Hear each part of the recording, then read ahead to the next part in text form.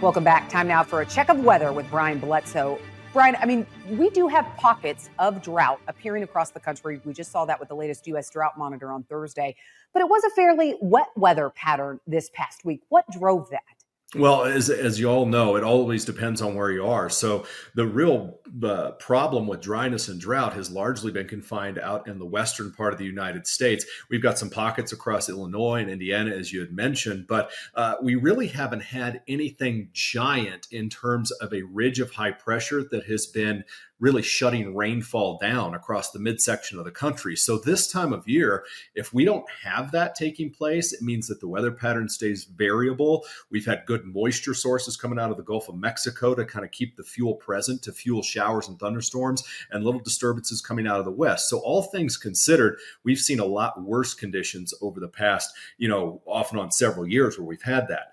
I do want to say that this upcoming ridge of high pressure that you see the animation starting this morning, I want you to watch that ridge build out of the southeastern part of the United States and then eventually kind of encompass right there all of the midsection of the country. This is the first large and controlling ridge of high pressure that's been developing really this summer, that's actually going to have some staying power, not only with eventually some drier conditions for some of us, but also some heat for a lot of us, Ty.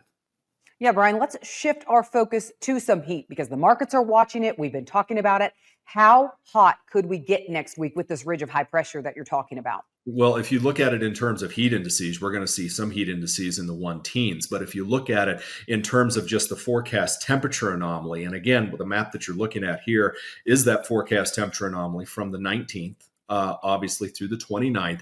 And this temperature anomaly map takes into account nighttime low and daytime high. So wherever you're seeing the yellows, the oranges, and the reds, that's where the temperature anomaly is forecast to be above average. And you know as well as I do, it's not always just about the heat during the daytime this time of year. It's also, if we don't cool down a lot at nighttime, that can also add some heat stress to crops. So for a lot of us, this will be the first real heat stress that some crops have been seeing, especially across the west and the southern plains. West Texas, I've talked to a lot of guys that the cotton crop looks amazing across eastern New Mexico and West Texas. The corn, the dryland corn looks irrigated, and that's because there hasn't been any heat stress put to those crops. This will be the first test for that so far this year for a lot of us. Yeah, Brian, a Texas farmer told me the corn in Texas right now, they look like an ice state. So they're pretty proud of how good things look. But as we look at this heat that's building for next week, how will that dry things out? Well, anytime you get a big ridge like this that forms over the midsection of the country, you get what's called ridge riding thunderstorms. I'm sure a lot of you are familiar with that.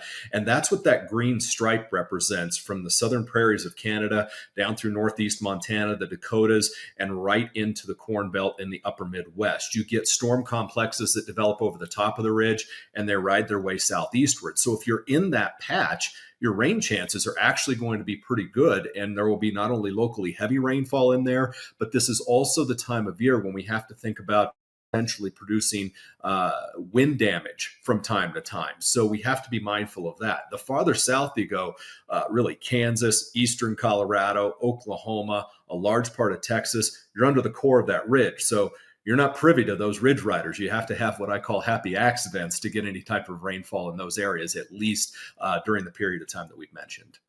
Well, Brian, we're talking about drying things out, heating things up to in July, but let's look at August because the soybean market really focused on this August forecast.